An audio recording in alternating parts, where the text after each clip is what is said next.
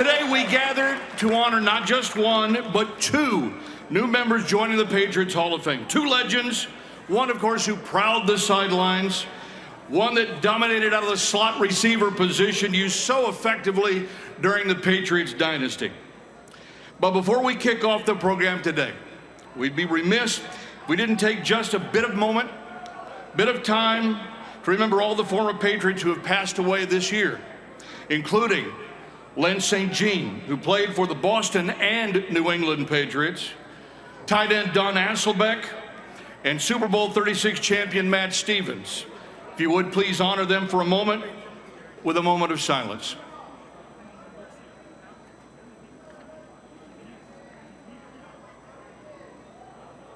Thank you.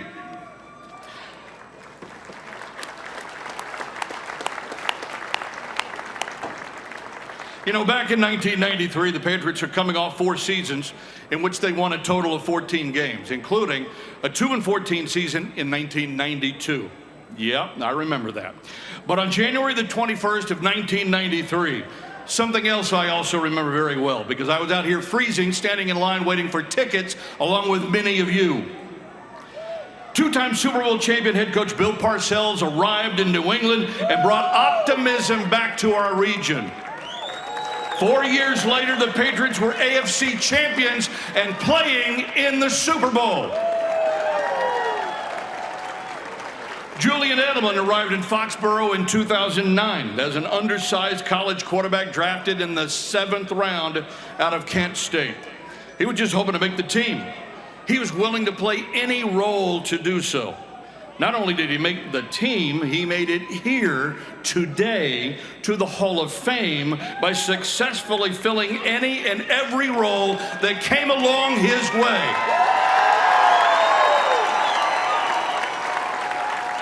These two men helped provide all of us with so many amazing memories. So today, it's our turn to make this moment memorable for them and their families. Before introducing the alumni in attendance here today, we'd like to thank RTX for the amazing partnership with the Hall that dates back to 2008. With the help of RTX, the Hall has built a STEM education program that hosts more than 20,000 field trip visitors annually. So thank you to RTX for that championship partnership. And speaking of championships, we now present 6 of our very best friends, our 6 Vince Lombardi championship trophies.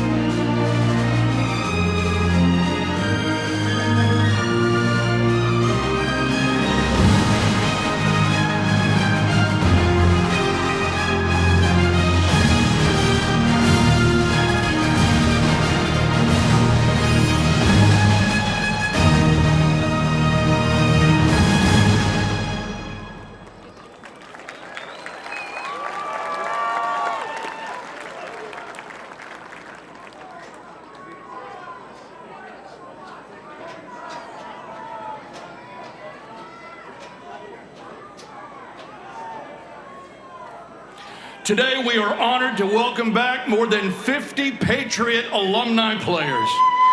Collectively, they represent more than 280 years of Patriot service spanning 6 decades. The alumni roster is listed on the screen surrounding you here. Please provide all of these gentlemen a warm welcome back home to Foxborough as they make their way to their seats.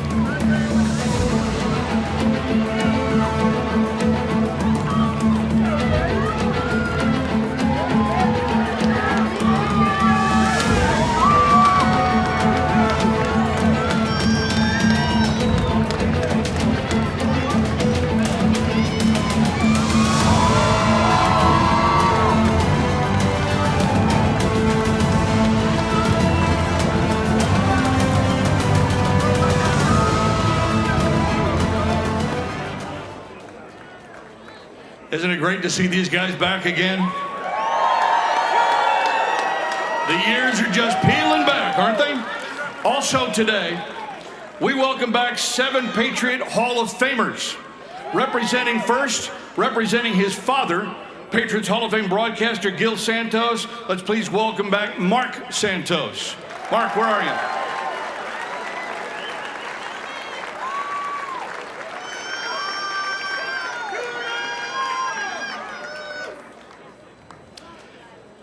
Leading us off, this Hall of Famer set a franchise record with 36 career interceptions, later tied by fellow Hall of Famer Ty Law. He played 13 seasons from 1977 to 1989 and holds the franchise record for consecutive starts with 147. He is a member of the Patriots' 1970s and 1980s all-decade teams and the 2017 Patriots Hall of Fame inductee. Please welcome back Raymond Claiborne.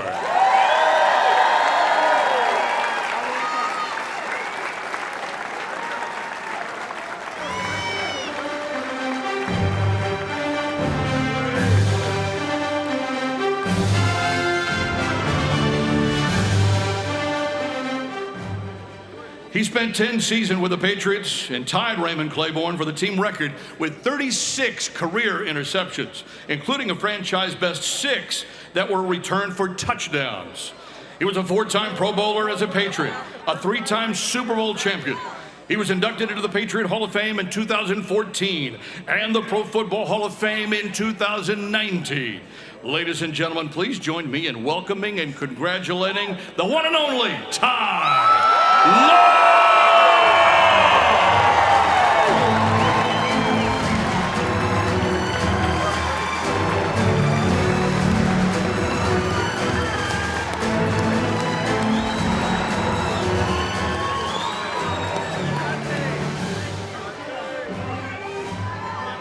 He was the first draft pick selected under the ownership of Robert Kraft. He was one of the cornerstones of the team's success in winning 3 Super Bowls.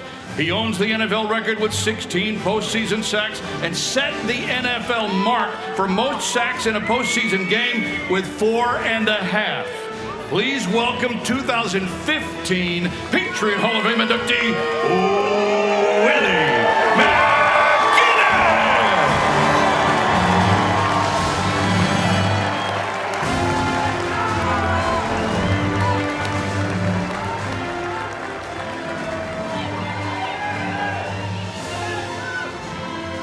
His 19.2 yard average per reception is the best in NFL history among players with 500 or more receptions. He played 13 seasons in New England from 1977 to 1989. His 10,352 receiving yards are the most in team history. He was named to the Patriots' 50th anniversary team in 2009. Please welcome 2007 Patriot Hall of Fame inductee, Stanley Morgan!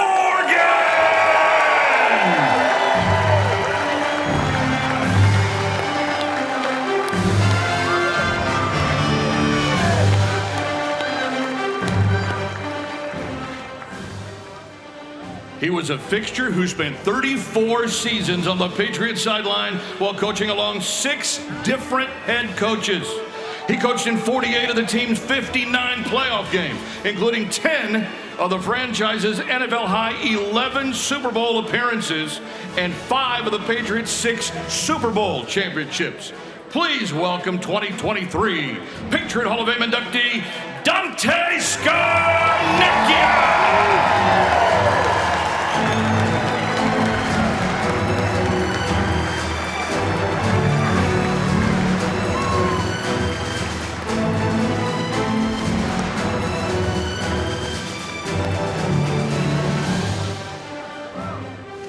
This guy was as feared by opponents as anyone. One of the greatest linebackers to ever play the game. He's the franchise record holder with 100 career sacks. He holds the team record for most sacks in a season with 18.5 in 1984. And his 35 sacks by a linebacker over a 2-year span remains an NFL record. He was elected to the Pro Football Hall of Fame in 2008. please welcome Patriot and Pro Football Hall of Famer, Andre Tippett.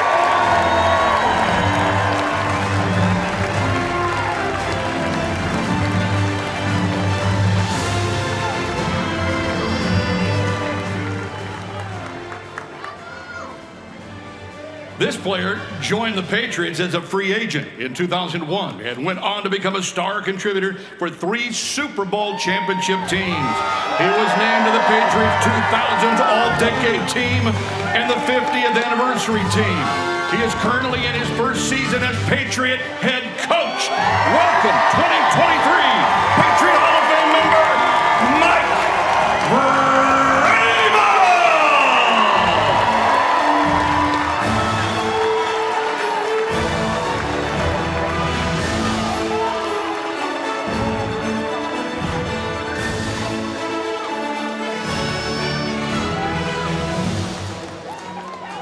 All right, time to buckle up. Now it's my great pleasure to introduce this afternoon's honorees. If you would please turn your attention to all of our TV monitors and screens for the highlights of a Patriot coach that brought credibility back to the franchise. Patriots owner Robert Kraft announced the selection of former Patriots head coach Bill Parcells for induction into the Patriots Hall of Fame as a contributor in 2025. In 1993, Parcells arrived in New England as the new head football coach with 2 Super Bowl rings on his resume and the determination to turn the franchise around on his radar. His leadership was a message to football fans everywhere. We stop them right here. We're going to have time. Oh, when Bill Parcells first got here, you knew that this guy had a resume. I mean, it's Bill Parcells, for God's sakes. Plus, it's a new sheriff in town. He also told you he was the new sheriff in town. He made football important. We knew that we were going to be a relevant National Football League team.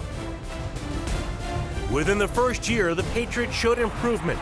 And by year 2, Parcells had led them to 10 wins and the playoffs for the first time in nearly a decade. But it wouldn't stop there. Just 2 years later, the Patriots would be crowned AFC champs, qualifying for their 2nd Super Bowl in franchise history. Hit and down, fumble. Patriots have it. It's picked up by Otis Smith. The most impressive thing for me with Parcells was 53 different guys of 53 different walks of life. He knew how to push the buttons on each and every one of them.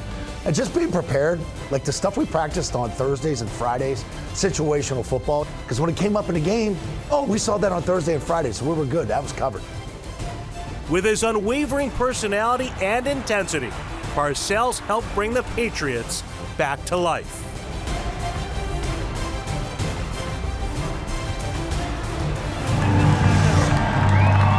Ladies and gentlemen, please join me in welcoming 2025 Patriots Hall of Fame inductee, Bill Parcells!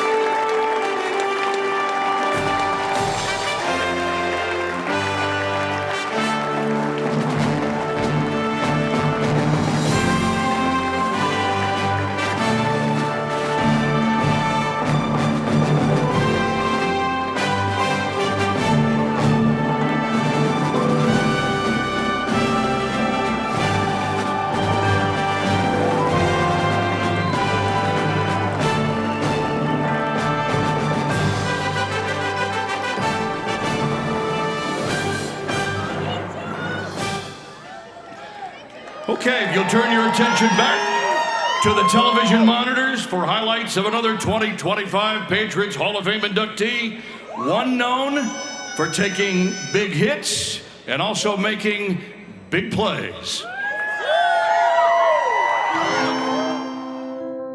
With the 232nd pick, New England has selected Julian Edelman, wide receiver from Kent State. Patriots fans were introduced to 7th-round draft pick Julian Edelman on an August night in 2009. It was a night to remember for both fans and Edelman. Edelman might take it the distance. No flags that we see, and rookie Julian Edelman's in the end zone. Edelman's Patriots career was slow to develop, yet he still managed 3 punt returns for touchdowns in his first 4 seasons. Ring it up! Touchdown, Julian Edelman. Woo! That was pretty. His versatility became evident in his 3rd season when injuries pressed Julian into a defensive back role. He played regular snaps in all 3 phases: offense, defense, and special teams. It all clicked for Julian in the 2013 season as he became more of a focal point on offense. Into the end zone, wide open, touchdown to Edelman, his 2nd of the day. Playing in all 16 games and reaching 1,000 yards receiving for the first time in his career. And he runs it past the 5. He dives to the end zone. Touchdown and the lead. The guy that I hated practicing against, because every single day he brought a level of toughness, a level of skill, understanding of the offense, and would just try to get after you. That's Julian Edelman. In 2014, on the way to advancing to Super Bowl 49, former college quarterback dusted off his passing skills to change the momentum in the divisional round. Edelman motions out to the left. Quick throw for Julian, setting up a screen. He's going to look to throw downfield. Amendola wide open. Makes the catch at the 18 in stride. He's gone. Touchdown, Patriots. The roof's off. Just in the backyard. It was soon apparent that the postseason was Edelman's time to shine. 9 tough catches, including the game winner in Super Bowl 49. Throws for Edelman. Touchdown, Patriots. Plus one of the most acrobatic catches in Super Bowl history against Atlanta. Stands in, throws down the middle for Edelman. Ball's tipped, and Julian diving for it. Did he make the catch? He's good. I caught it. I caught it. The receiver's hand is under the ball. The ball never hits the ground. Capped off with an MVP-winning performance, leading the Patriots to their 6th Super Bowl title. All told, the kid from Kent State ranks 3rd in all-time playoff receptions, behind Jerry Rice and Travis Kelce. Edelman makes the catch on the run, cuts it right, tripped up, but he stays on his feet, angling to the 40, and he's hammered down from behind. Are you MVP? I am. Yes. When did he show up the most? In the playoffs, when it was time and it mattered the most and the best players had to be their best.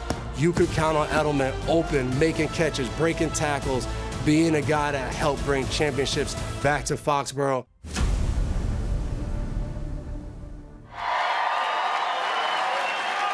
Ladies and gentlemen, please join me in welcoming 2025 Patriot Hall of Fame inductee, Julian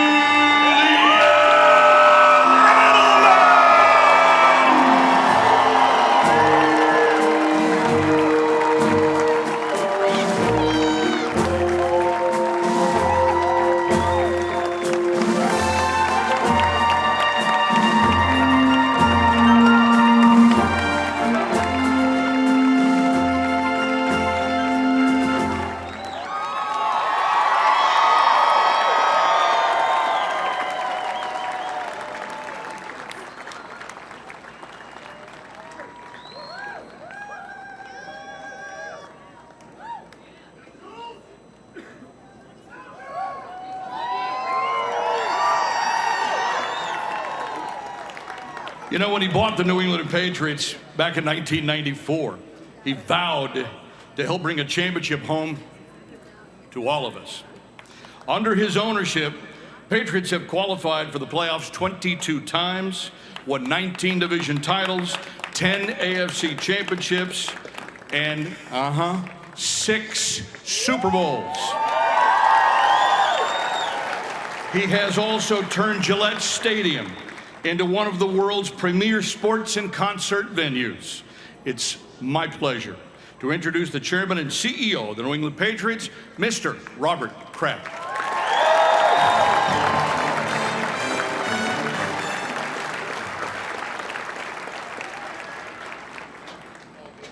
Welcome, everyone, and I'll say, when we built the Patriots Hall of Fame, our vision was clear: to create a lasting tribute to the legends who made this franchise, coaches and players whose impact transcended the field. a place where a generation of Patriot fans could come to celebrate greatness. Today, we honor two such great icons, Bill Parcells and Julian Edelman.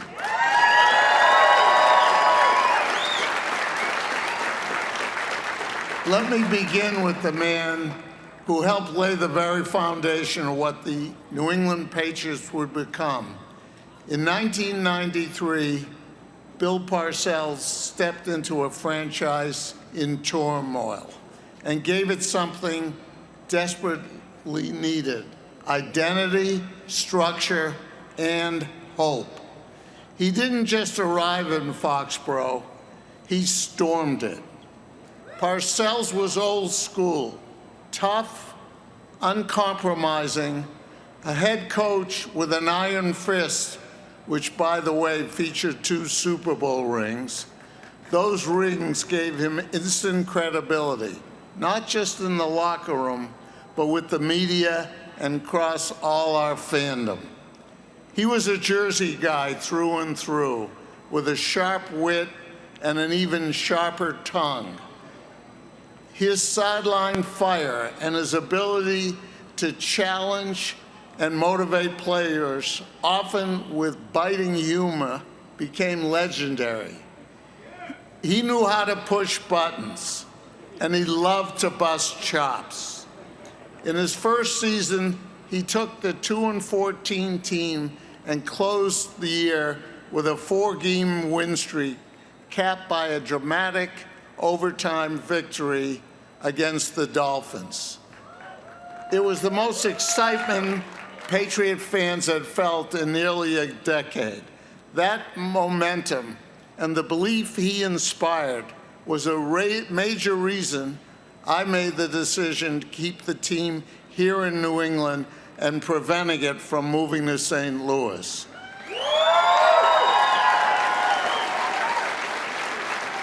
I paid what was then the highest price ever for any sports professional team anywhere in the world. And in our first year together, Bill led the team a season-exciting 7-game win streak at the end, and our first playoff win in 8 years. In our next 3 seasons together, he took us to the playoffs twice and delivered 2 first-time home playoff game wins, and we won the AFC Championship and went to the Super Bowl.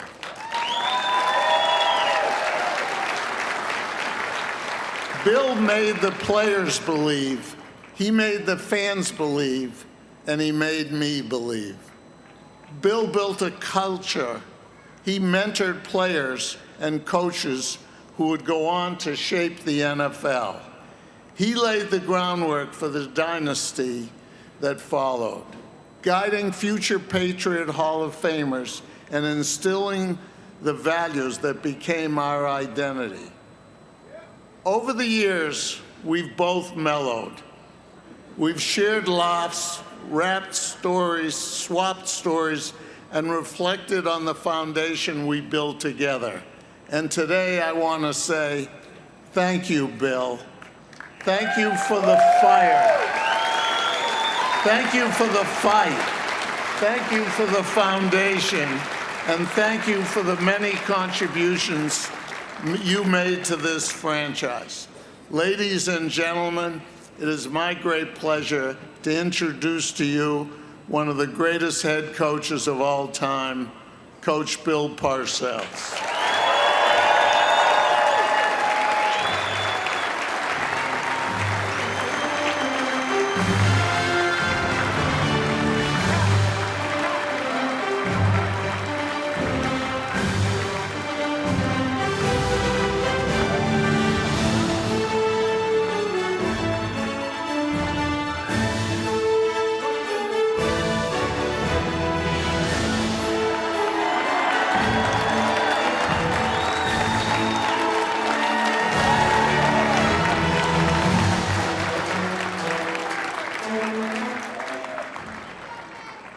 Obviously, I am very humble and honored by this award, and I thank Robert very much and the Patriot family.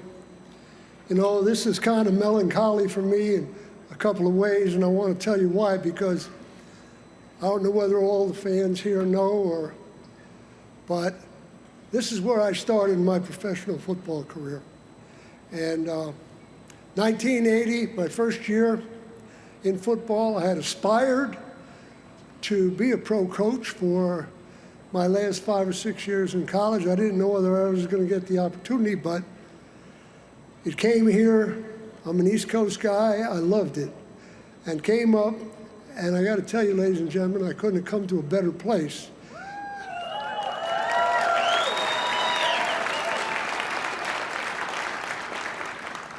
And I want to tell you why.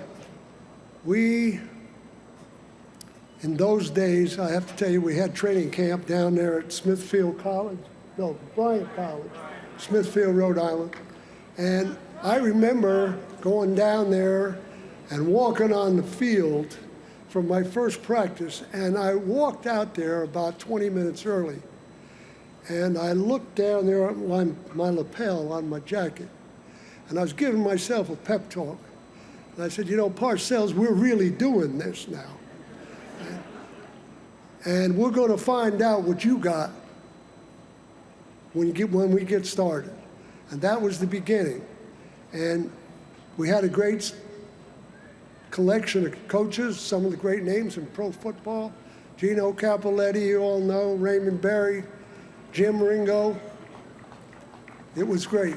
It really was. They helped me with that. And there were two other men here at the time that probably had more influence on me than any other single people in pro football. One of them was the then general manager. His name was Bucko Kilroy.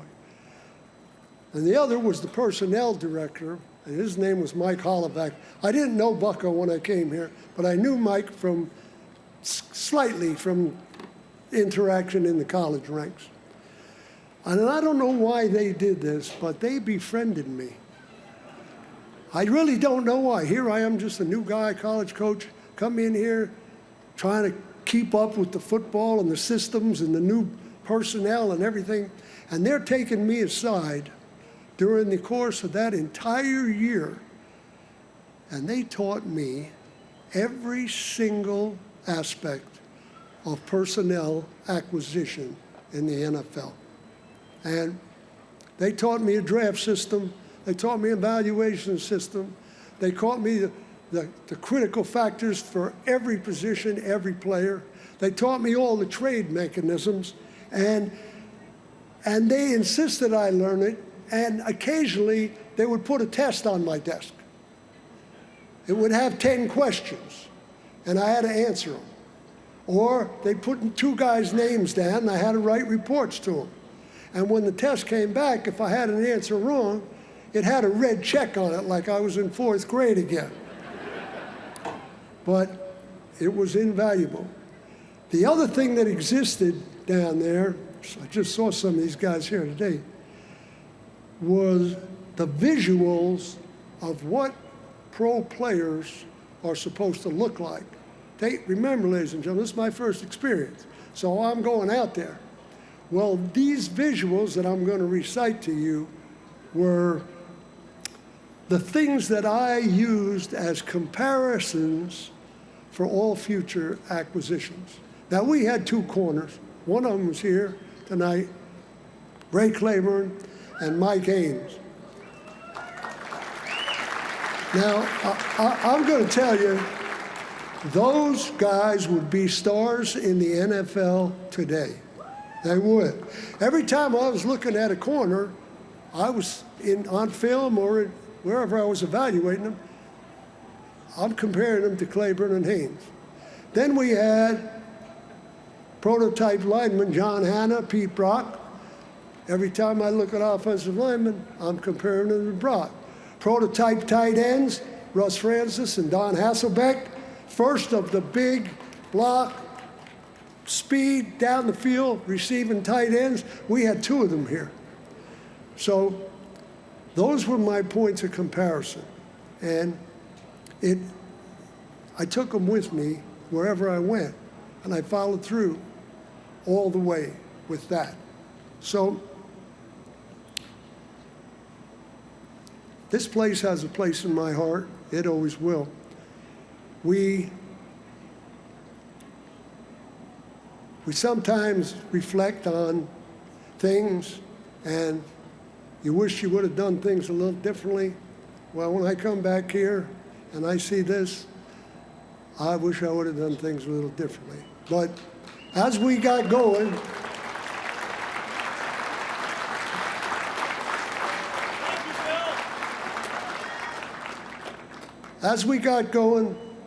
we stabilized the quarterback a little bit with Drew. We started making some picks, started getting better quality players, got in a couple playoff games. We won a little something. And finally, the New England Patriots were competitive. So I want to thank, namely, all the players that were involved in that, because it was a real grind, ladies and gentlemen. It was a real grind physically, and it was a real grind mentally, and they withstood it and profited from it. The other thing, when Robert came, now we got the resources to compete too. So now we were able to do those things that we hadn't been able to do before. And so that's what kind of made it and got it going. And I just want to say thank you to the coaches that I had who worked hard. And I'm remiss, I didn't mention her earlier, I wanted to, my personal assistant, Kathleen O'Neill. I know she's somewhere, I just don't know where she is. But, you know,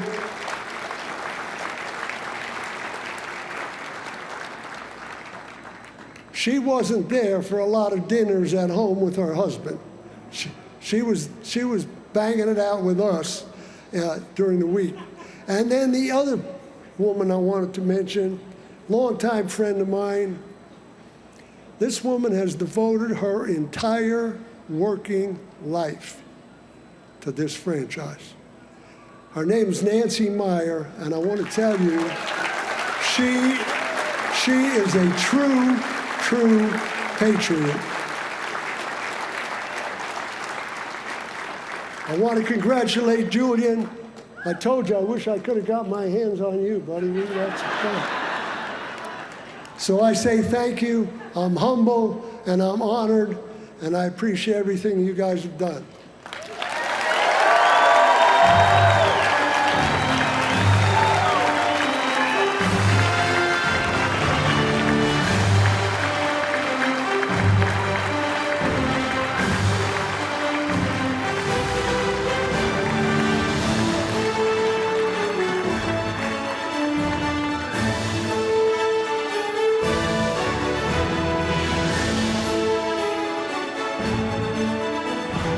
Coach, thank you so much. It's really great to see you.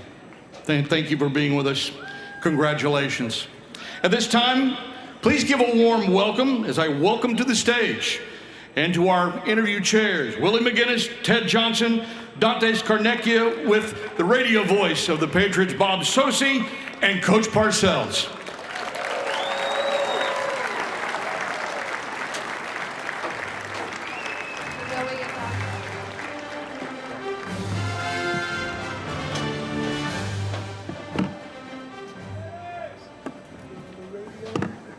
Yes, sir. I know.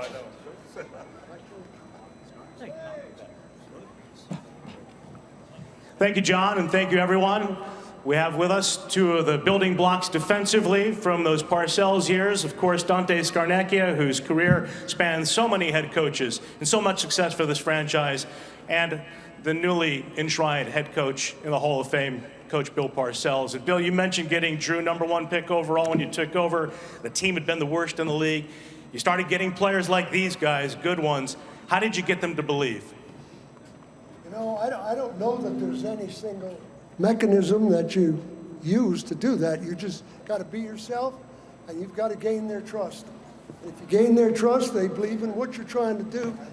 They're trying to win. I mean, they want to win. It's in their best interest that they do that. So, you know, just get them to gain your trust and tell them what to do. Sometimes you got to make them do it. Hey, Dante, you had coached here with a couple of other head coaches before Bill's arrival. What did you make of Bill Parcells when he came to Foxborough? Well, like a lot of us, we all saw him on TV when he was prowling the sidelines with the Giants, and you always got the impression like no one's safe on that sideline with this guy, okay? And it didn't matter who they were. In fact, the better players they were, like Sims, like Carson, like LT, like Bavaro, the better player you were, the more he went after you, okay? And it all came down with him to expectation levels. And he said that to our team one day, and it's a life lesson, and if I have a minute, I'm just going to share it with all you. He got on a whiteboard with a black felt pen and in big letters wrote one word: conflict. And I was sitting in the back of the room saying, oh man, this is going to be good.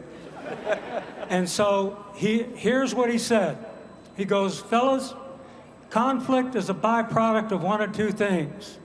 You lie to me or you fail to meet my expectations, we're going to be in conflict.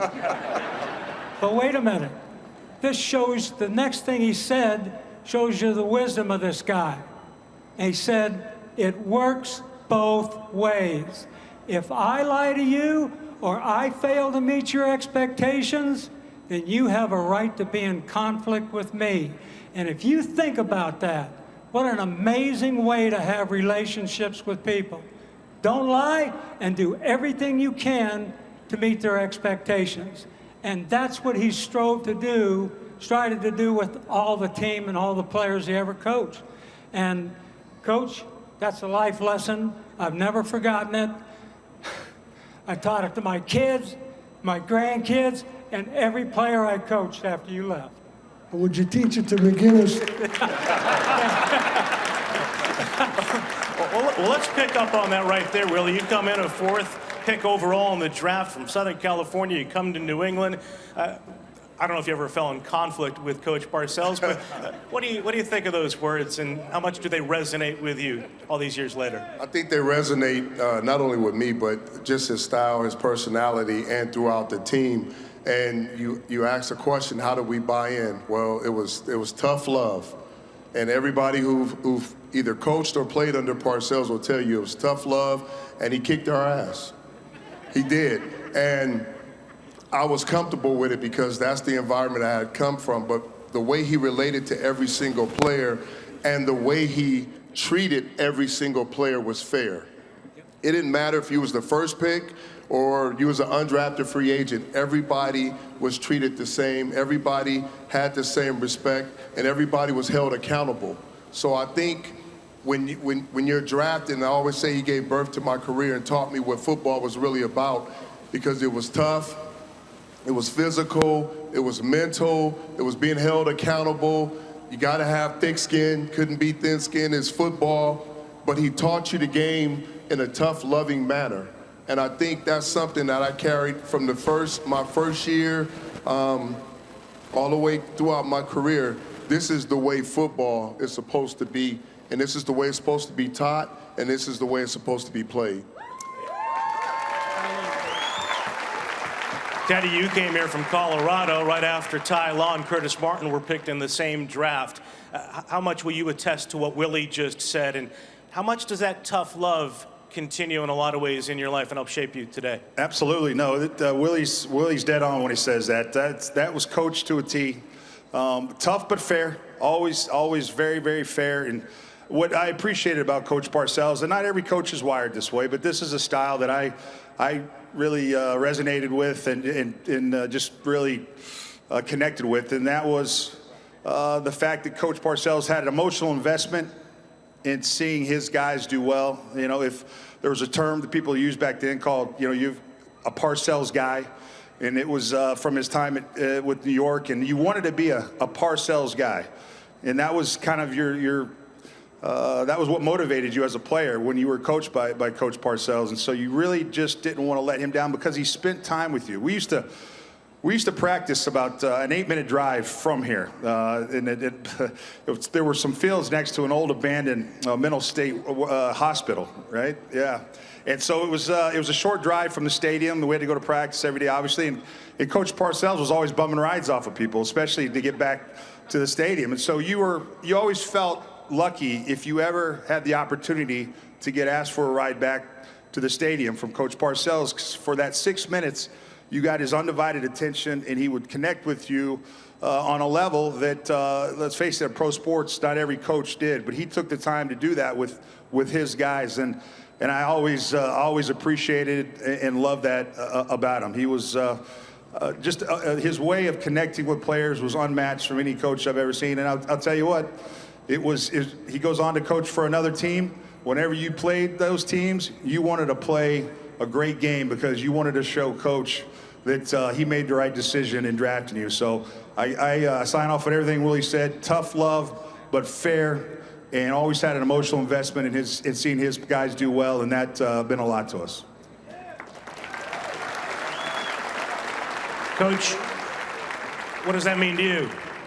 What does that mean to you when you hear your former players like this? And I know there's so many out there for all the teams you coach. You know, just seeing, I haven't seen these players in a long time. I'm getting a little older. You never know whether you're going to see them or not. So it's just an appreciation to hear their words because I haven't heard those before from them. It means a lot to me. I'm honored. And just get to the quarterback, I guess. One quick one for the rest of you guys. Dante, how did Bill make you a better coach? Again, accountability, the value of hard work, trying to meet his expectation levels that he had for all of us. And I will be forever grateful to have had the opportunity to coach with this guy for 4 years.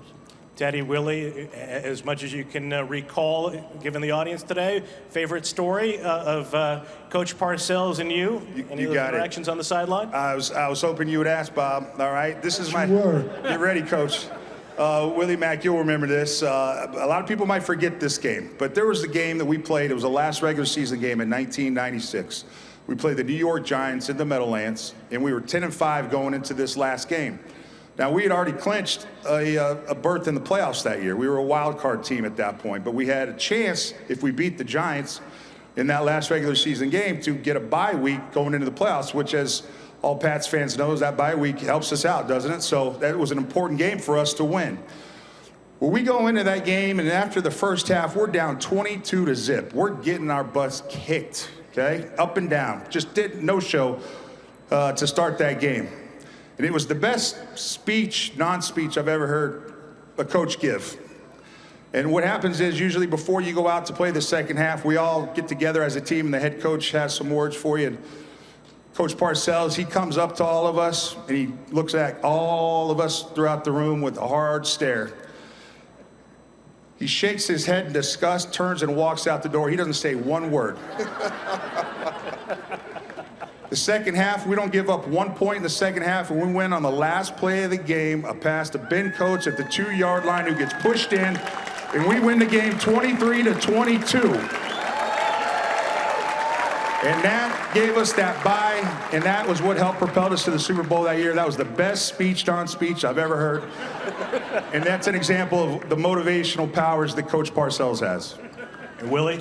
Really quick, I got two things. The motivation thing is, I remember he didn't always hand out like slaps on the back or good game, right, Ty?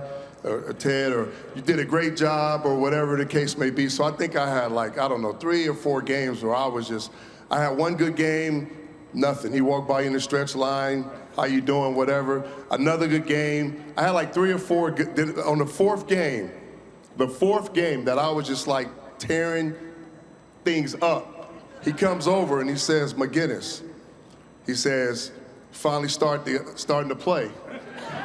I said, right, where you been? He was just let me tell you something important. He said, anybody, and this hit me hard as a player, anybody could do it once or do it twice.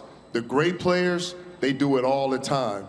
And that stuck with me, Coach. That stuck with me forever.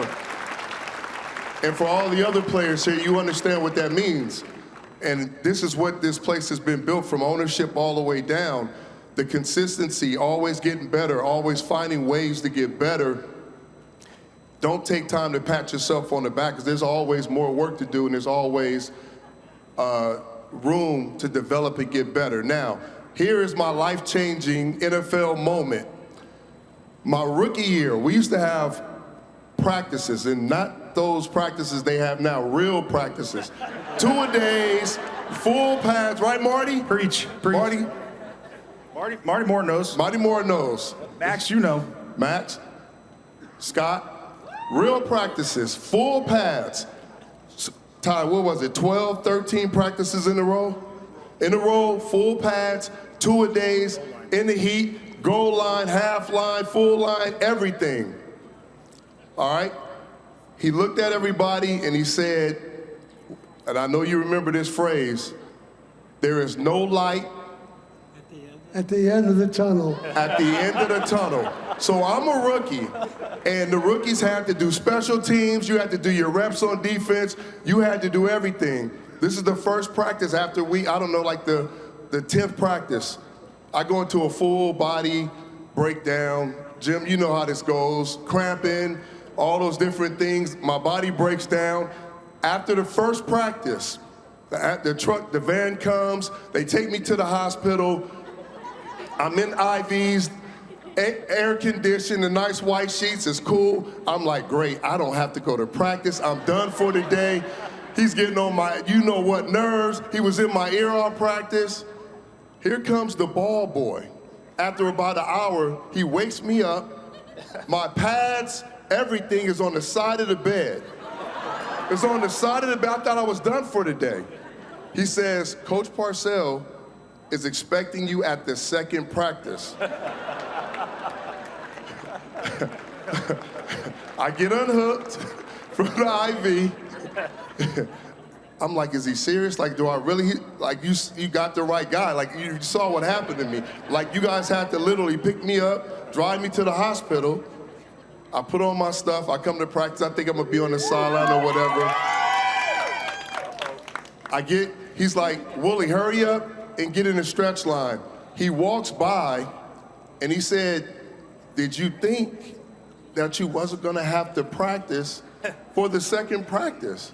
And I said, nah, Coach, I knew I was gonna have to practice the entire time. I just thought you'd have a little mercy, and there was no mercy.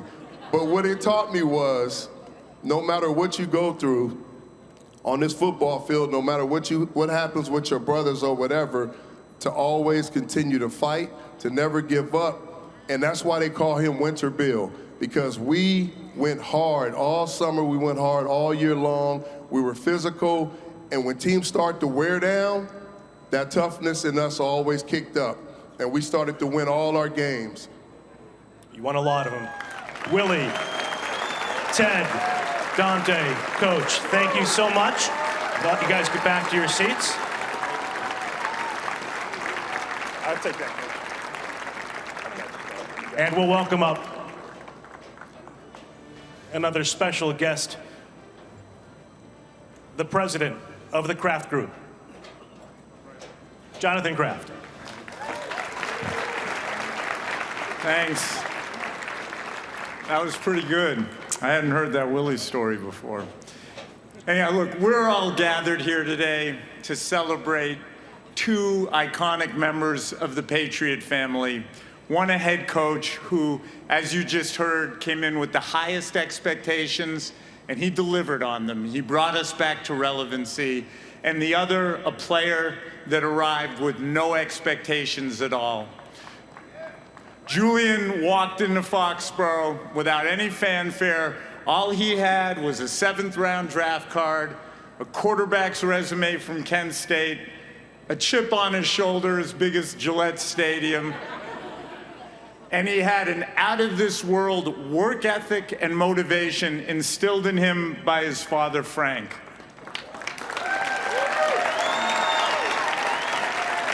Julian wasn't even supposed to make the team his rookie year. He certainly wasn't supposed to go on to become Tom Brady's go-to guy, and he definitely wasn't supposed to go on to be a Super Bowl MVP. Yeah. But Julian didn't just defy the expectations, he obliterated them. He obliterated them with his athleticism, with his physical toughness, and with his versatility. Those attributes all together allowed him to create some of the most iconic, jaw-dropping, memorable moments in Patriot history. The one to me that stands out on athleticism, I just point you to Super Bowl 51, all these plays we saw in the video, but the catch. Arguably the most important, memorable catch in Patriots history, intertangled with 3 Falcons, the tip ball falling to the turf, centimeters off the ground, he grabs it.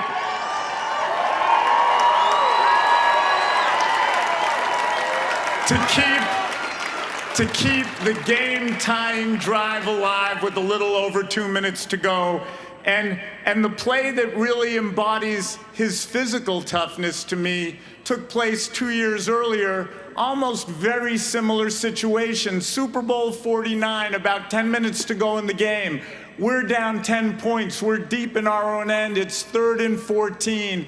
And Tommy hits Jules right over the middle. But as Jules catches the ball, Cam Chancellor hits him as hard as a defender can hit a receiver. 1,000 out of 1,000 other receivers in that moment getting hit like that dropped the ball. Not Julian. Caught the ball, first down, we score a touchdown.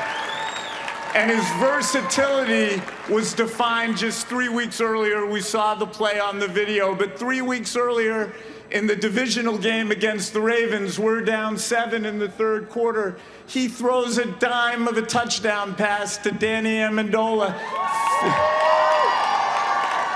51 yards, and he walks off the field and just looks at Brady and says, "That's how it's done." And his versatility was so important, and it's so important to the team. I got to point out one other thing. It was in the video. But people forget that in 2011, he played almost 100 snaps as a defensive back. He had 13 tackles. He took 27 snaps in the AFC Championship game. We beat the Ravens and went to Super Bowl 46. But as you heard Willie just say, and you heard what Coach Parcells preached, it's not just about those moments. Those were memorable ones. It's about consistency. And anytime Julian ran a route, Frank was ringing in his ears. It was 100% effort. It was surgical precision. If he was on the field during a running play, he blocked like a pulling guard. And when he was returning punts, not only did you get full effort every time, but you got all that shiftiness and speed. And as Stacey James said to me, it's like he was a caffeinated squirrel. Stacey, that's your line, not mine. But as you just heard Willie talk about here with the consistency and Coach Parcells, he was consistent at one other thing too, which was a pretty good skill of his, and that was talking. He would talk to the opposing team constantly. He would talk to the refs. He would talk to his teammates. He would talk to the media, and he could back it up. So few can back it up, but he deserved to talk because he can back it up. He's still talking today. We see him with Gronk on the Fox pregame show. If you haven't checked out their Dudes on Dudes podcast, you have to. Coach Parcells said he listens to it all the time. He's like, I wish I coached that guy. Julian spent all 12 of his NFL seasons right here in New England. And by the sounds of that cheer, we all know that that matters to all of us. In this hall, longevity in the uniform matters. And when the fans when the fans vote on the enshrinee each year, they take that into account. It means something to them. Loyalty means something to them, and Julian gave us both. He finished his career with 620 receptions, 6,822 receiving yards, 36 touchdowns, almost 2,000 yards as a punt returner, 4 punts returned for touchdowns. But where he really shined was the postseason. Julian is second all-time in NFL history, only to Jerry Rice in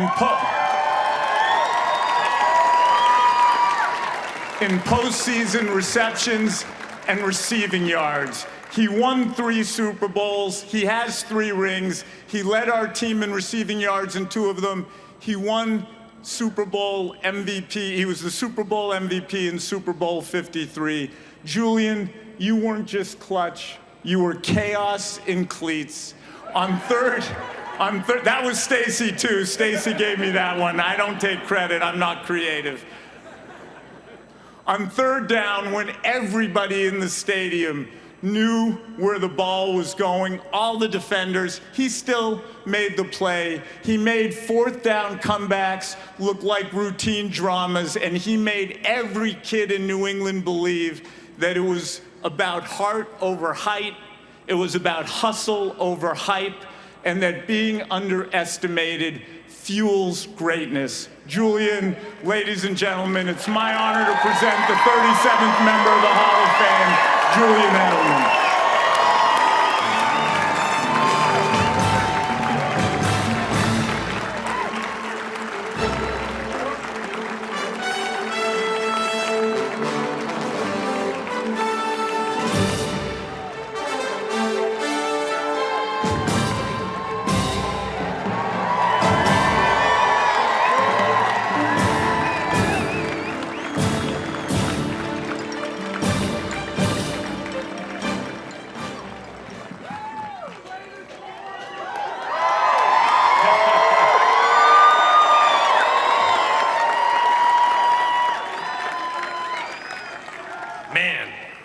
It's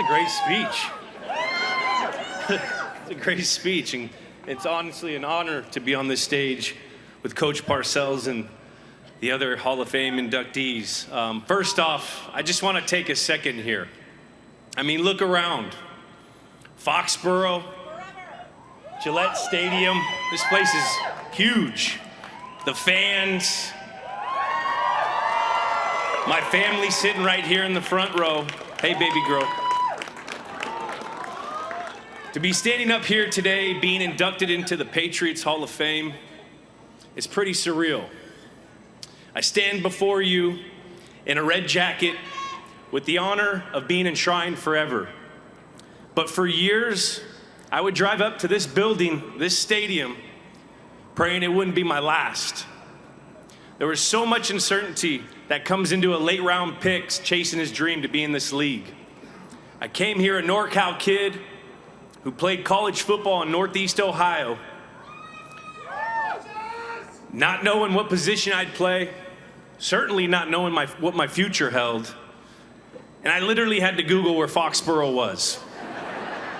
All I think I remembered was 02 Madden. I think there was a bunch of trees around it and thought it was a glitch in the game. But the one thing I did know is that I'd been given an opportunity. Here, I found a building full of some of the smartest, hardworking men and women I'd ever been around. A group of men from all different walks of life coming together for the pursuit of one common goal, no matter what it took. And I'm so glad this place became my home.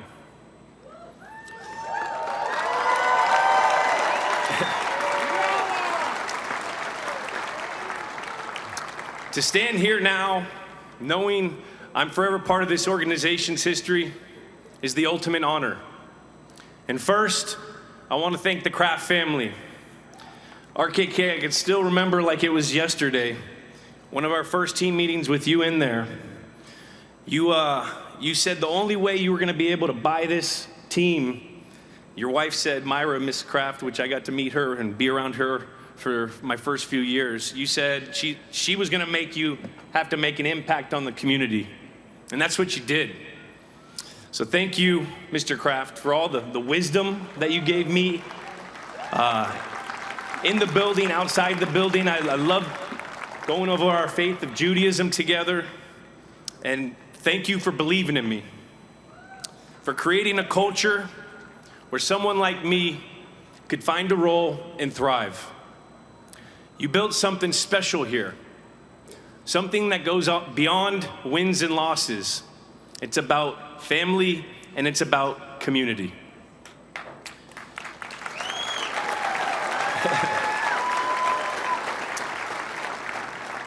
Now, when I first got drafted here, even though I had no idea where Foxborough was, I certainly knew the legend of Tom, Bill, and RKK, the dominance of those early 2000s teams.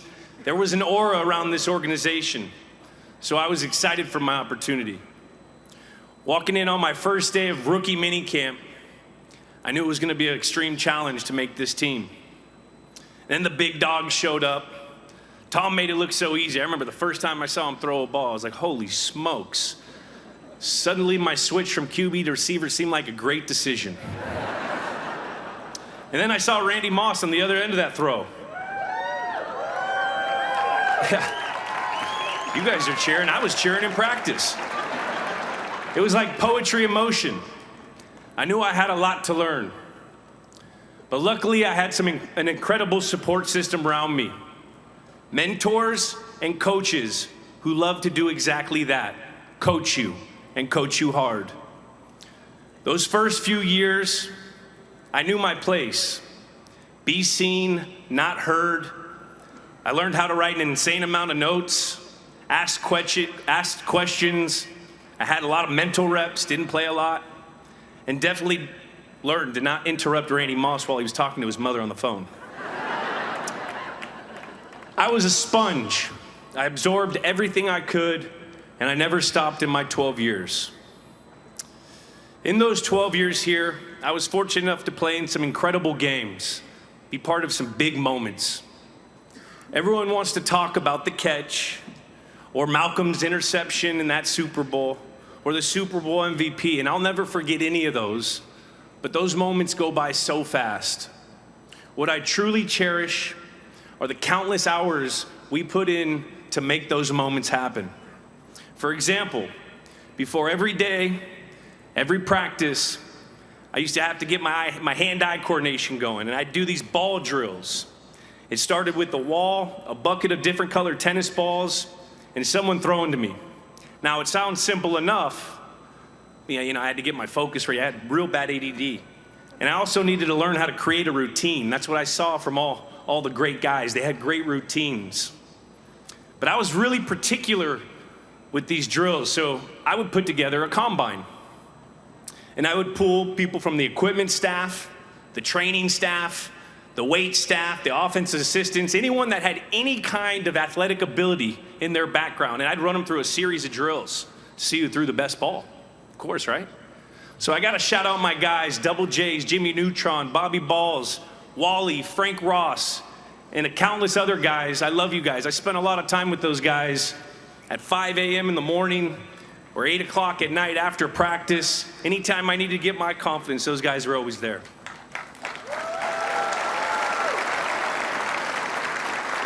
Bobby Balls is here. I saw him somewhere.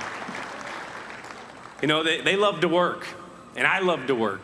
I took pride knowing that I was doing absolutely everything I could to get the most out of my day, my week, and ultimately my career, trying to find the edge, which the old dogs always used to say, we got to catch the edge on you guys. So that was a little tip to them.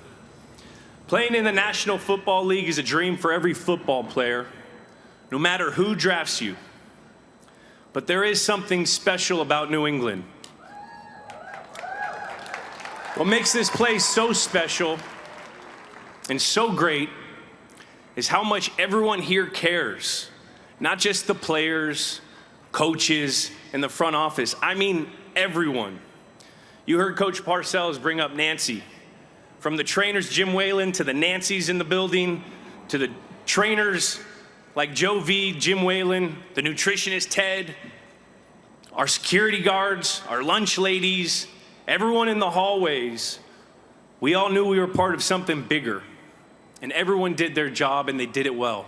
So thank you guys. We built so many awesome relationships and memories over the years.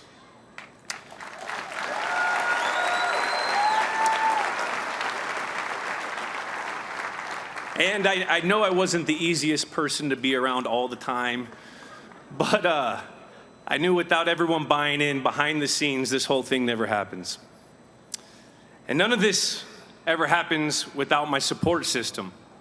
The people who got me through the ups and downs, always keeping me in check when things were going good, and always talking me off a ledge when things were going bad.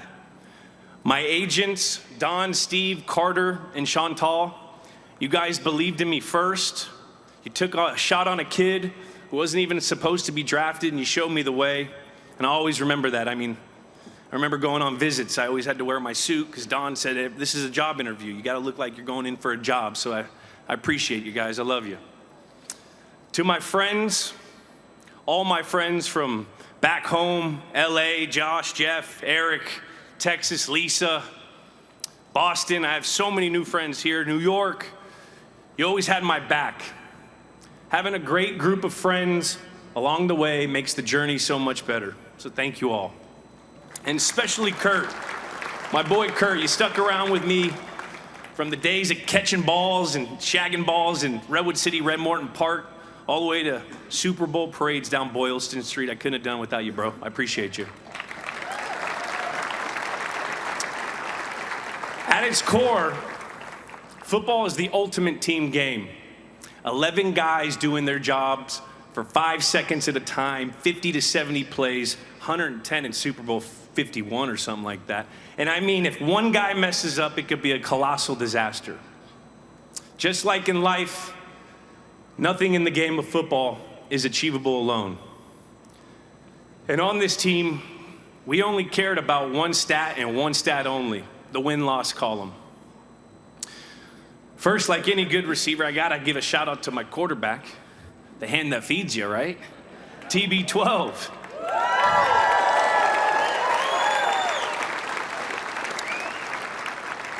You know, I was lucky to be drafted here because I got to be around a guy like him who was a role model in this league. The guy who taught me what it meant to be a professional, how to take care of your body. Shout out to Mr. Miyagi, Alex Guerrero. The standard you set, Tom, the drive, your dedication, your example drove us all to be better. And he was the same guy every day. And that was over 22 years. That's a lot of days, guys. That's a lot of days. And one of the first things Tom Brady ever said to me, I think we just got out of one of our first OTA practices, and I already told you, I was in awe of watching him throw. I go, man, you work so hard. And he looked at me with those blue eyes and that jawline. He goes, babe, if all you ever do is all you ever done, then all you ever get is all you ever got. Then he winked at me and left. I was like, what? And that was Tom. Thank you for letting me be, bringing me in, and allowing me to learn from you, bro. But I wouldn't be nothing without all my teammates. To the guys that pushed me to be better every day, like the Danny Amendolas, the Rob Ninkoviches, the Patrick Chungs, the Devin McCourtys, the Malcolm Butlers, to the guys that went out of their way to show me how to be a professional, like the Kevin Falks, or the Vince Wilforks, the Logan Mankins, the Dan Conleys, the Sam Akins, the Fred Taylors, or the guys that picked me up when I was down, like Matthew Slater.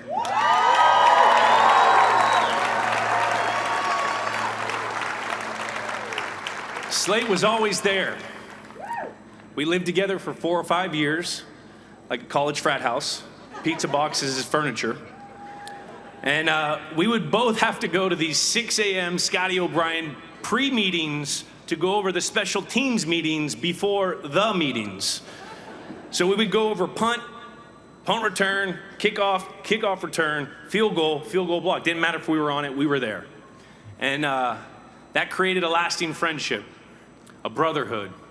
And through the years, when we'd go down a 2-game losing streak or something was going on in the building, me and Slate would pass each other in the hall. We'd call for a State of the Union, as we used to call it, back at our house.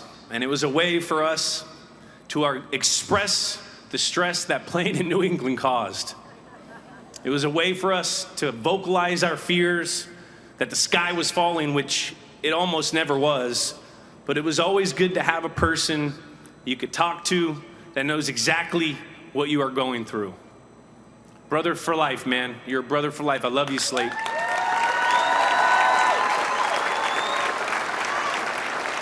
Another great example of a professional, before he had kids, a son, now a father, a husband, and I believe that God put Slate in my life for a reason. I love you, bro.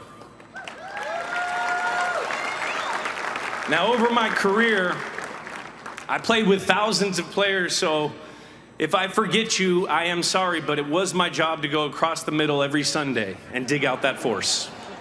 But here it goes.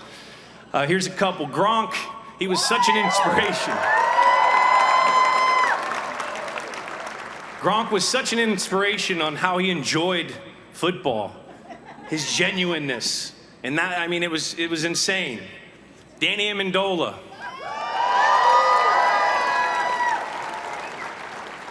Yeah, you guys were cheering, but when he signed here, I wasn't cheering. I was pissed about it. But you know what? Danny, being the calm, cool, collect dude he was, he always looked out after me. He always knew when I was pissed off about something, and he would always bring me up, man. I love you. Hoy Dog, Brian Hoyer, or Axel Hoyer. Still remember doing those walkthroughs in those hotel rooms to try to get those formation personnel groups and those plays down, bro, rookie year. That was awesome. Chung, me and Chung used to fight like every day in practice. He was the safety I had to block. Randy, West, those guys were unbelievable examples to watch how to be a professional. I'd throw Aqib Talib, Revis, and Devin McCourty in there. We used to challenge each other every single day. And we would fight, but that's what brothers do. Mankins, Dan Conley, Matt Light, Steve Neal, Ryan Wendell, Seabass, Cannon, D.A., and Stork, the big dogs. I'm a former quarterback. You got to give the linemen some love, right?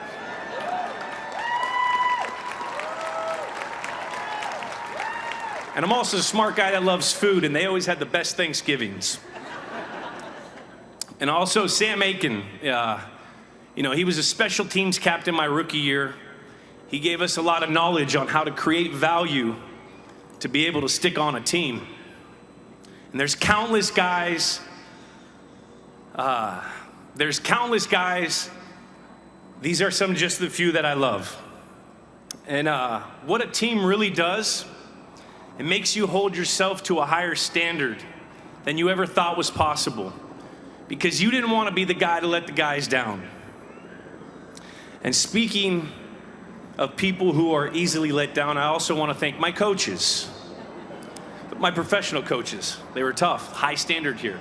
But my Pop Warner coaches from Redwood City, the Coach Guida, R.I.P. Frank Guida, he was one of the huge people in my community with football. Coach Nick Lopoulos, Coach Sam, R.I.P. to you, Coach Sam, at Woodside High School. Coach Owens, Coach Tulloch at College of San Mateo, and then Coach Martin at Kent State, and I would put Casey Wolf in there too. He was like my life coach. He's here today. Thank you for being here, Casey. You always believed in me. And then, of course, all the coaches who helped me play my 12 years here in New England. We'll start at the top. Coach Belichick.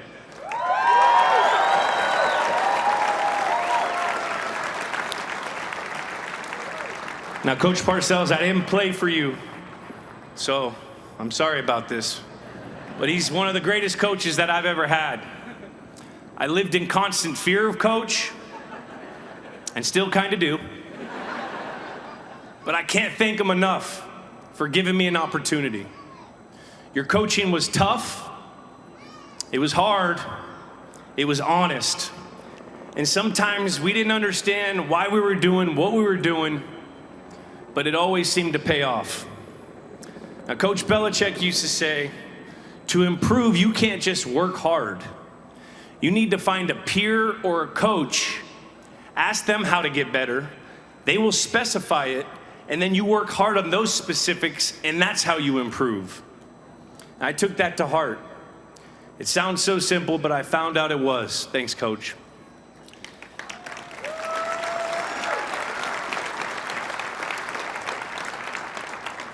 Now, in the facility, Bill was like the principal, and all the other coaches and coordinators were kind of like the faculty, and then you had Scar, who was kind of like the dean. I would go up to these guys for advice on how to get the most out of myself and what I had to do to contribute to the team. Josh McDaniels, man.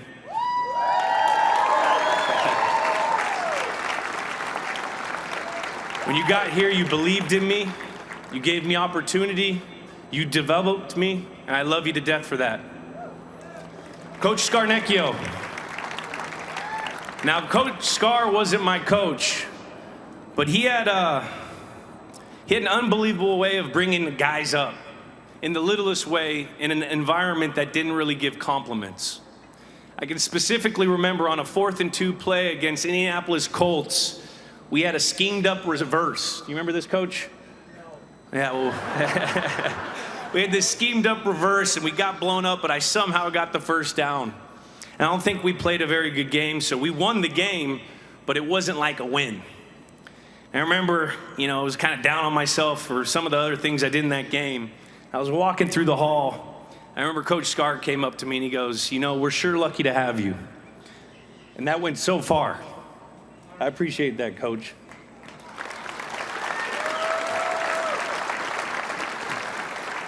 Billy O'Brien was my first offensive coordinator. He was a guy that challenged me. He coached me hard.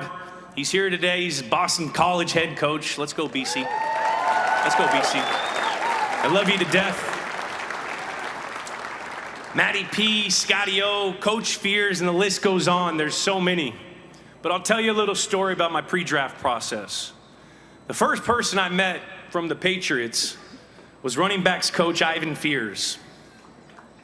He came to work me out at Kent State, and there was this snowstorm that day, so we worked out in our bubble. We had a bubble. It was kind of jankety, but we had a bubble. He worked me out as a running back, and then he also worked me out as a receiver. And shout out to Charlie Fry, because Charlie Fry, under that whole process, he would come to all my workouts, and he would throw to me. He was a quarterback on the Oakland Raiders, and he went to my rival school at Akron, and that was a big deal. But getting back to my story with Coach Fears, when it was time to go out and catch punts, like I said, there was a snowstorm. And if any of you guys know Ivan, he didn't love the weather that much. He was all bundled up like Randy from Christmas Story. He saw me catch 2 punts, and then he said, we're done. And we left, and I caught 2 punts, and I was like, oh, that went well.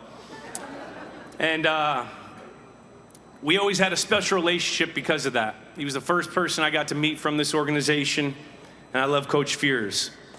And then the next step of the process, they sent out Scotty O'Brien, our special teams coordinator. And before the workout, Scotty O goes, do you know how to catch a punt? And I lied. Heck yeah, Coach, I know, I got it. And he goes, you know how to read a punt? And I go, what do you mean read a punt? And he goes, well, the tip. He goes, well, if the tip goes over on a right-footed punter, you got to play it on your right chest so you get a 2-way go. And I'm like, oh, cool, he's looking out for me. And if it doesn't turn over, it's going to die and go right on a right-footed punter. You got to play it on your left chest so you got a 2-way go. I'm like, all right, this guy's helping me out. He's helping me out. He goes, what's the punt returner's first job to do on the field? I go, this is easy.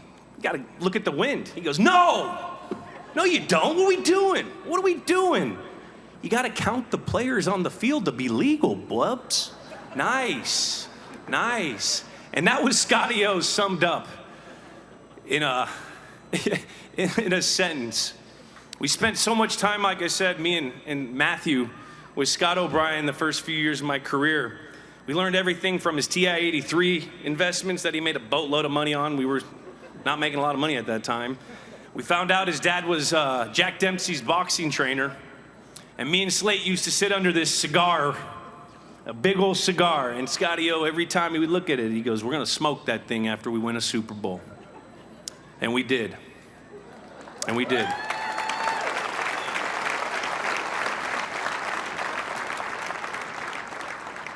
I also got to give a special thank you to my receiver coach, Chatty O'Shea. We came in together. He was like my psychiatrist, always reading my energy, challenging me the right way, pushing the right buttons. And there's a lot of roles for coaches. Yes, they got to give you the info and the technique, but you spend so much time with these guys, especially as younger guys. They're almost like a foster parent, and that's what kind of Chatty O was. I love you, Chatty O. Thank you. I was always coachable. Well, not always. But in New England, the staff, they'd coach you, and they'd coach you hard. Landing here with this incredible staff molded me into the person I am today. To my family, thank you for being my rock. You kept me grounded when things were tough. You kept me humble when things were going well.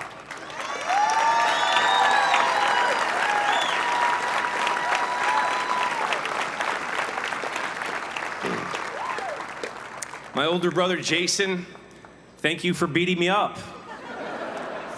He made me tough. My brother was 7 years older than me. I used to play with him and his friends. They'd all beat me up too.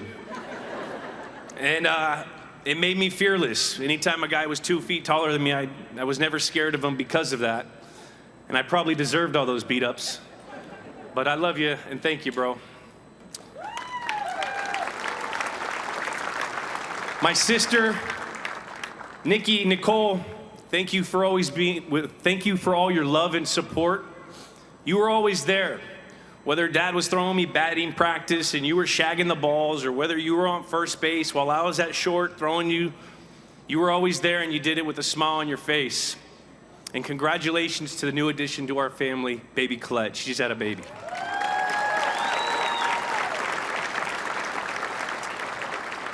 My mom. Now, my mom's one of the most loyal people in this world. I mean, I had a bag lunch until junior college, and they were the best lunches. I had a PB&J, a deli sandwich, a Coke, well, usually a Safeway Select on sale, a water, chips, and a Hostess. She was the best. She drove me to all our sporting events. We were always 20 minutes early. She basically raised us while my dad was working. But my mom's also a real tough lady.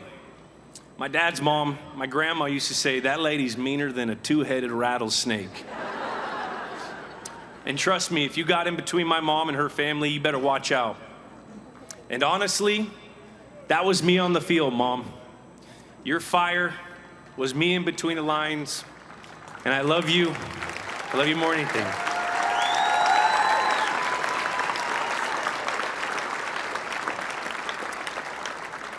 And to my father, my first coach, you instilled so much in me growing up.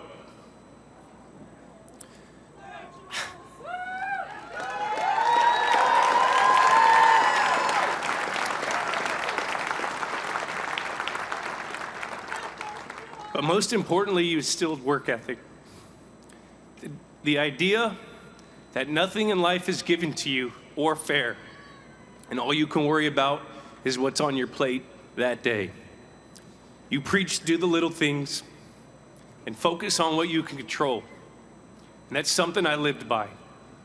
You taught me the importance of a routine. See, my dad, he would get up at 5 a.m. He was a mechanic. He'd go open up his shop at 6 a.m. and work a 12-hour day. Then I'd see him before practice so we could practice before practice, or before a game so we could practice before the game. We did that every day, and I needed that. All those years of school, homework, repeat, that prepared me for the NFL grind. He was tough, and these days he might be thrown in jail for how he did things. But I wouldn't be here without him. He would always say, keep your head down, no sniveling, and get to work. Thanks, Pop, I love you.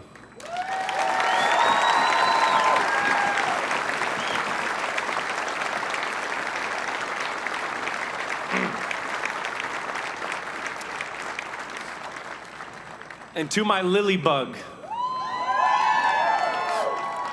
my lily rosemary, everything I do for you.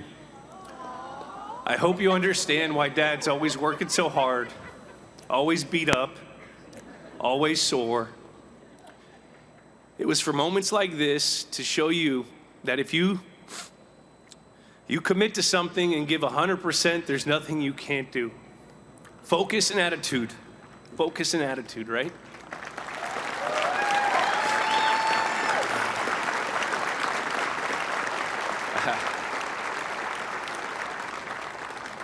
The greatest thing about being a parent is that your kid inspires you. Teaching them life lessons is a great reminder for yourself. And like Barry White said, you got to practice what you preach. And then there's you guys, the fans. Patriot Nation.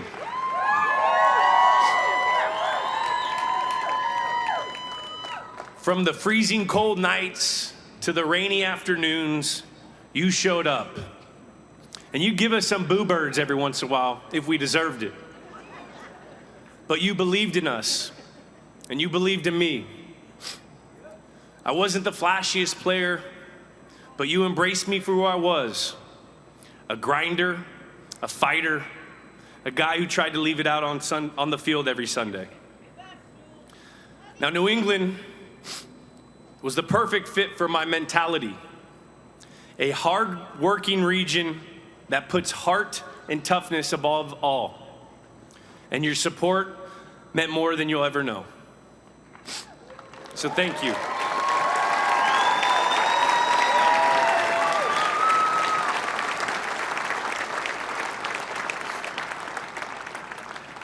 So here we are, a 7th round draft pick, now standing in the Patriots Hall of Fame.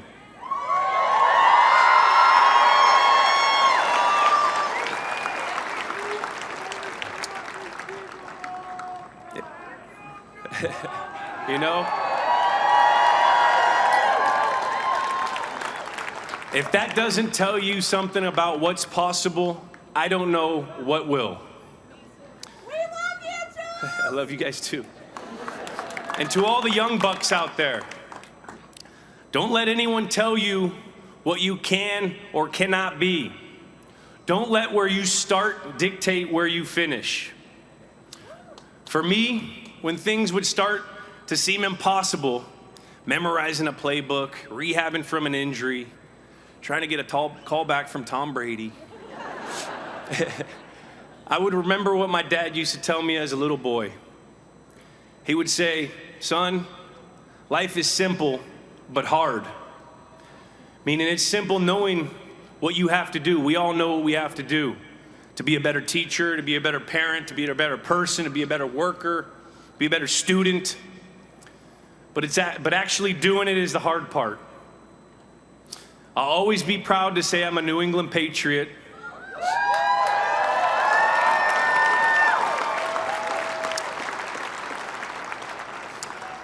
And this place made me who I am today.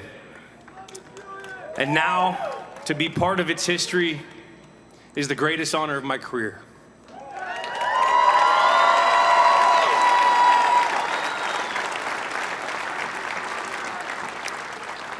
So thank you to the Kraft family. Thank you to my coaches. Thank you to my teammates. Thank you to everyone behind the scenes. Thank you to my friends and family. And thank you, Patriots Nation.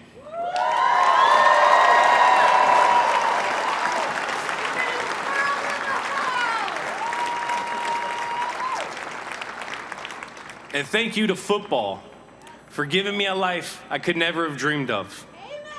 And I want to wish everyone a happy new year coming up. Shana Tova. And Foxborough forever. Thank you.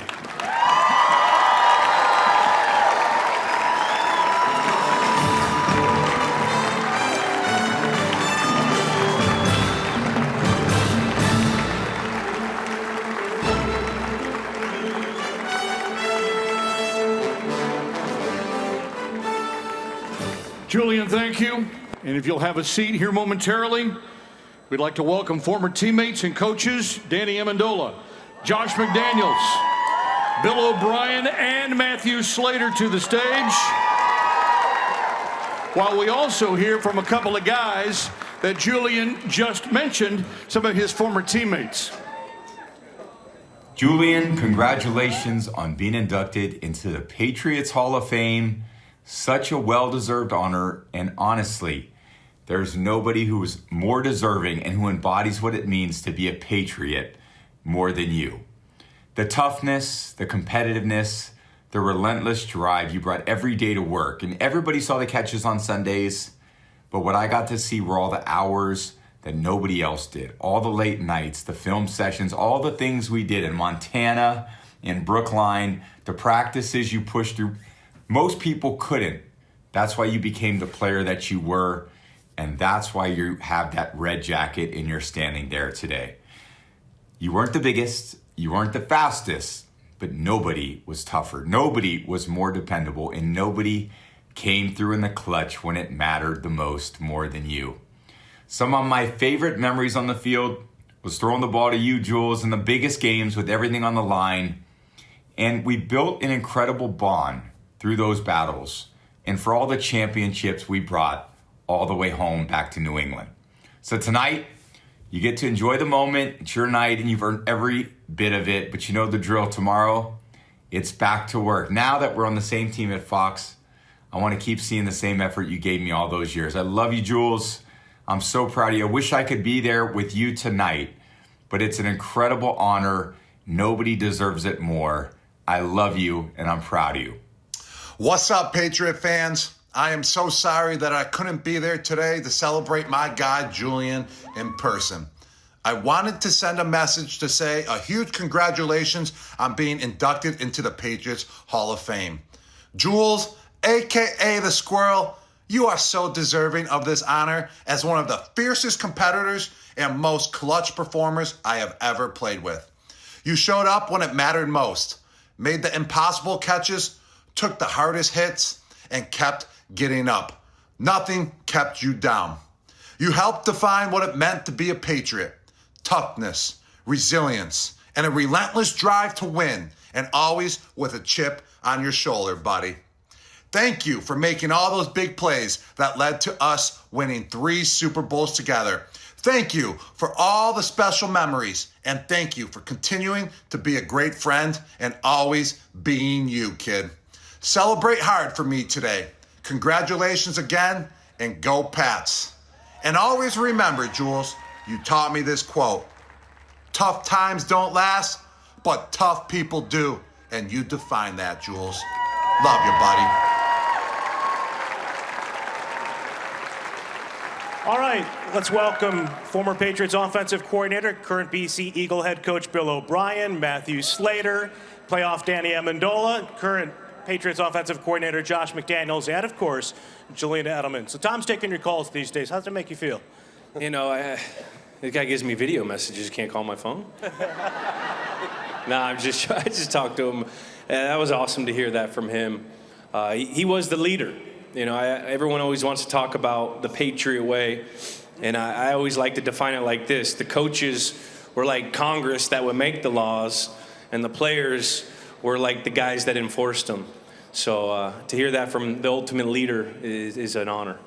Julian, the pressure situations, biggest moments, most important games, you came through with regularity, but I wonder how much of that goes back to how you got here in the first place. Those days fielding punts for Ivan and Scotty, what you had to do to embrace all your roles in practice every day. Were those your playoff games day after day after day in respect?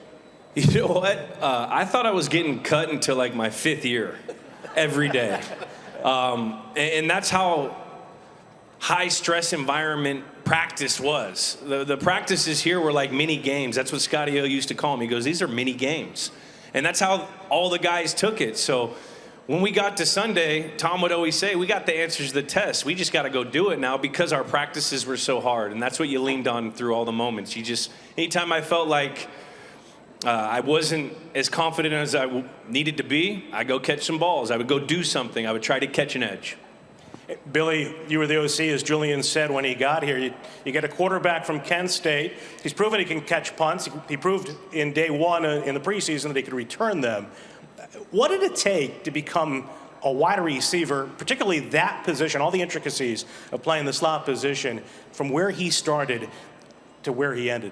Yeah, it's an incredible story. It's a huge credit to Julian. You know, he talked a lot about it. I mean, to come in when he came in, having never played that position before, and to come into that room, he talked about it a little bit. There was, you know, Randy Moss was in that room, and Wes Welker, and obviously Tom was the quarterback. I give him a lot of credit. He credited, rightfully so, Chad O'Shea.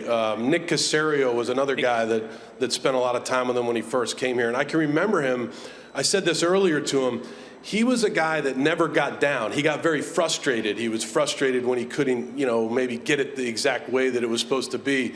But he never got down on himself. He just figured it out and had a relentless attitude. And, you know, the new phrase today is competitive stamina. He had an amazing competitive stamina day in and day out to get better. Julian, you're coaching young wide receivers today. You've brought guys into this organization and taught them the Patriot ways of playing wide receiver. How often do you go to the teach tape of Julian Edelman? Often. He's on a lot of those clips. And, you know, his versatility was mentioned already today. And there was so many things that Julian ended up being really good at. And, you know, his effort and his work ethic and his toughness all stand out. But there were so many other details that allowed him to play all these different positions. And as a play caller and as an offensive coordinator, you know, whenever you needed a specific play, whether it's third down or the red zone, you're thinking about players and where to put them and how to get them the opportunity to get the ball. And Julian earned that because he became such a versatile piece to our offense. Matthew, Bill touched on the frustration Julian might show. He talked about your relationship. Take us back to those days and then take us forward to Super Bowl 53 on the field, that embrace after you beat the Rams. He's the MVP. You held him in your embrace. How did you get from point A to there?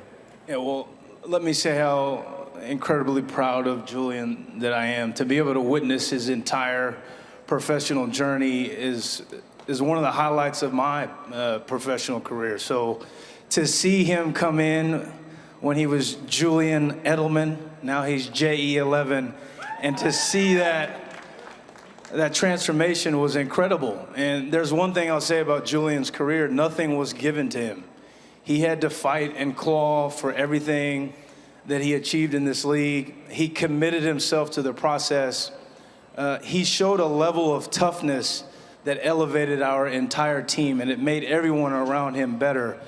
So to see all those qualities on display day in and day out, and watch them all come together the way that they did in a moment like that, you mentioned the Super Bowl MVP, was so special for me because I felt like I had a front row seat to greatness, and I really did. Danny, as Julian alluded to, when you came here, Wes Welker had departed through free agency. Patriots signed you, the former Ram.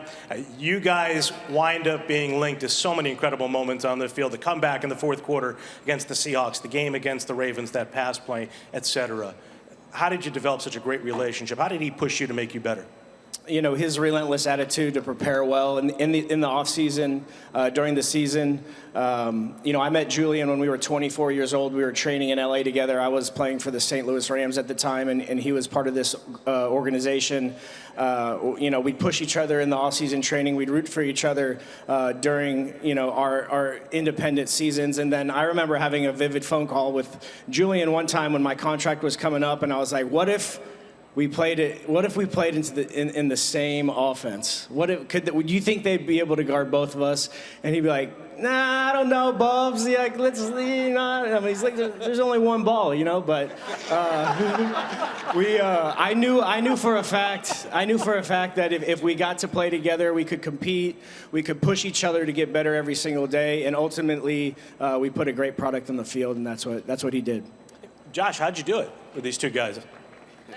I think that's one of the big, everybody talks about Julian being a slot receiver, and I think he's so much more than that, and we had guys that certainly played only in the slot, and, when we had Danny and Jules together, a lot of times we either put both of them in there or, Danny would be inside and Julian was on the outside. And I think of so many specific plays and games where he spent a lot of the time blocking Jamal Adams or Cam Chancellor or doing a lot of the things that nobody talks about that will never show up in the stat sheet because he wasn't in the slot.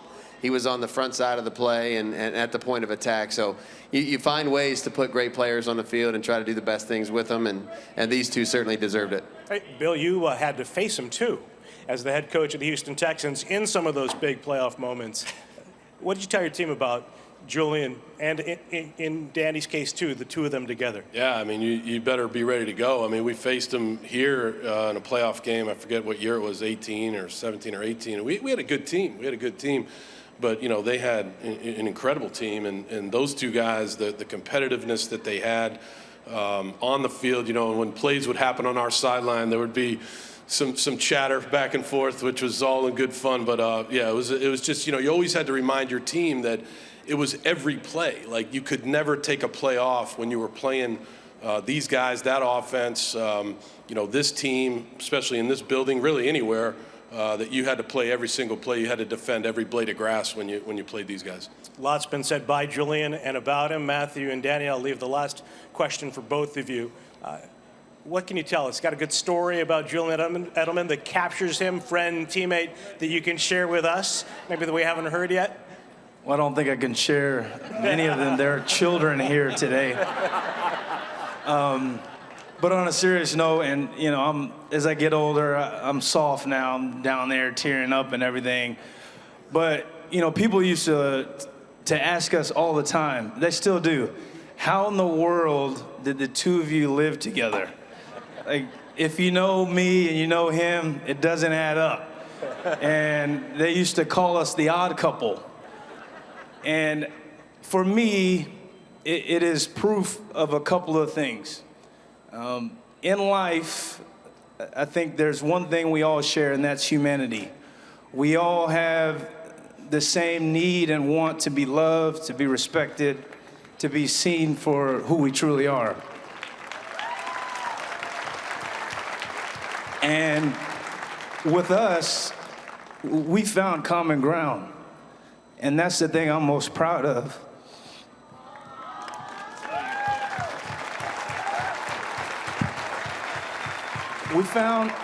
We always found common ground. Even when it didn't make sense to everybody else, it made sense to us. And I know this guy came along at a point in time in my life and in my career where I needed support, I needed someone to push me, and I needed a peer to say, hey, I believe in you, I see what you're doing. And he did that for me. So thanks, brother. It's awesome. That's how good of a guy Slade is. It was more of him supporting, bro. I was over, he was talking me off the ledge. He just liked to listen. Yeah, I mean, two things really come to mind. Just the way Julian was brought up. Shout out to Frank and Angie. You guys did an amazing job. I got to witness that every single day, and more importantly, the father that you become to Lily. I got to witness that firsthand as Lily's godfather. Pride and joy.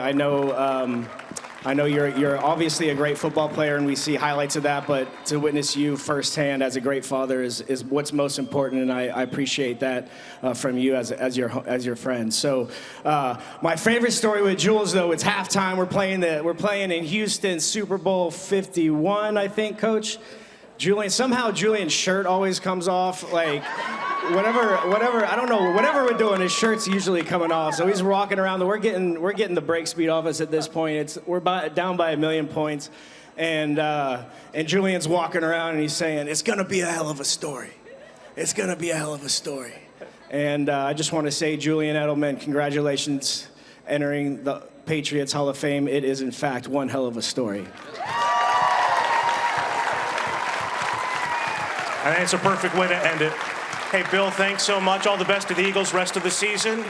Matthew, Danny, great to see you guys again. Josh, have a great one tomorrow. Julian, congratulations. Thanks for so many great moments. Thank you, everyone. Thank you, everyone. John, take it away.